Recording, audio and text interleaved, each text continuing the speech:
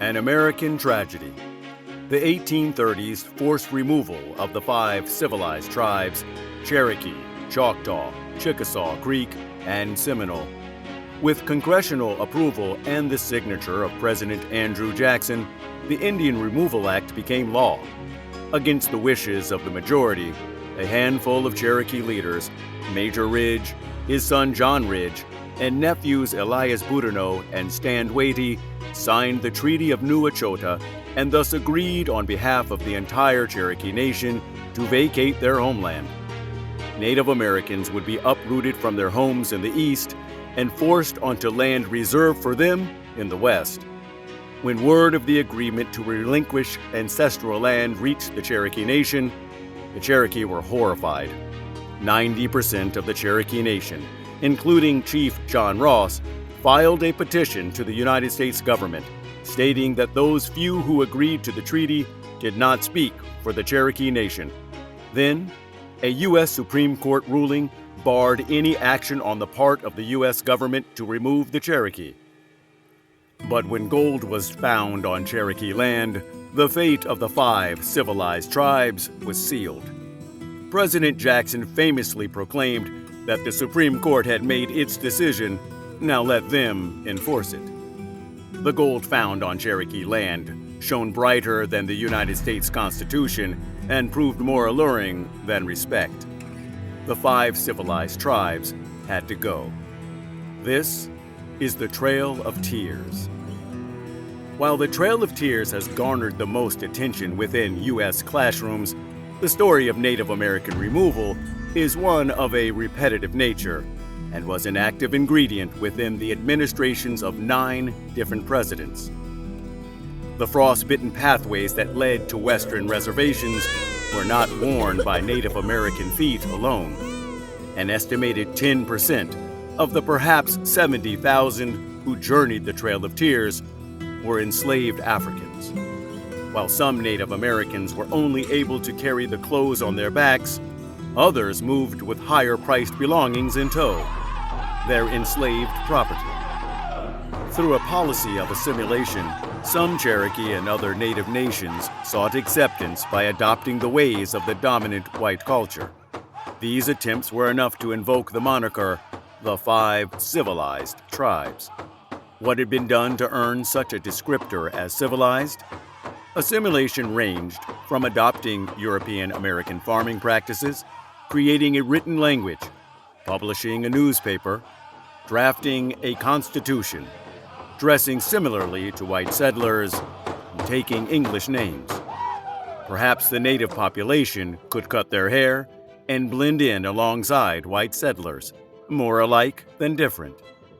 A small group of affluent Native Americans took assimilation one terrifying step further: the purchase and enslavement of African people. Perhaps this is what civilized people do. All of the native signers of the Treaty of New Echota had involved themselves in the nasty business of slavery. Major Ridge owned around 30 people. His son John owned 21. Stand Watie owned nearly 100, while Elias Boudinot rented an enslaved male named July. Chief John Ross claimed around 20 people as property. However, the owning of humans by wealthy Native Americans wasn't reserved for the Cherokee alone.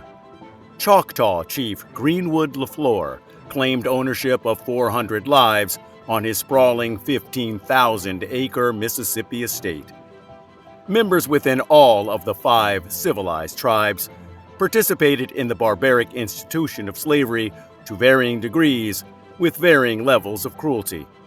Just as with the dominant society of the time, the ownership of humans was reserved for a small number of the elite class and a sign of extreme wealth. The Trail of Tears claimed the lives of well over 16,000 people, but not all of those lives were Native American. While numbers vary wildly, some 4,000 enslaved children, women, and men moved along the choke paths against their will by a people being moved against their will. Some wealthy Native Americans crammed their enslaved property into the stifling holds of ships, bound for the Oklahoma Territory. It was a harrowing journey, a combined 5,000 miles of twisting paths and meandering rivers cutting westward through North Carolina, Tennessee, Kentucky, Georgia, Alabama, Arkansas, Illinois, and Missouri. Upon reaching the designated Indian Territory in Oklahoma, survivors took on the back-breaking task of putting the pieces of shattered lives together again. For some of the Native American elite, however, the task was made easier through enslaved labor. Before long, wealthy Native American landowners had re-established their lucrative plantations in the Indian Territory of Oklahoma, propped up and maintained by their human property. By 1860, the eve of the Civil War, the enslaved population among the various native nations in the Indian Territory was as high as 29% of the total population. Wealthy Native American landowners claimed in upwards of 7,367 enslaved Africans as property.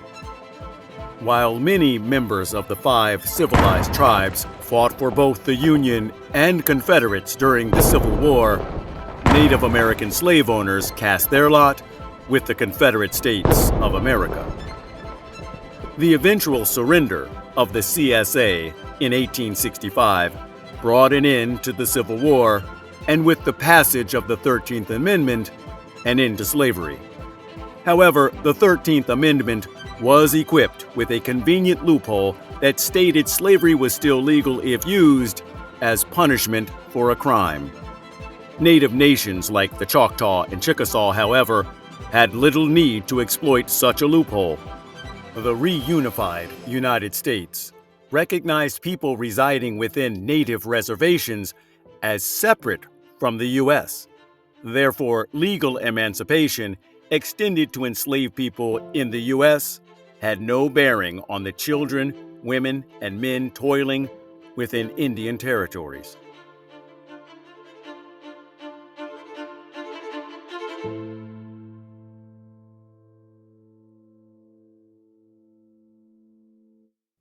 The history of the United States is fraught with difficult and sad stories, none bigger than the enslavement of millions and the genocide of the indigenous population.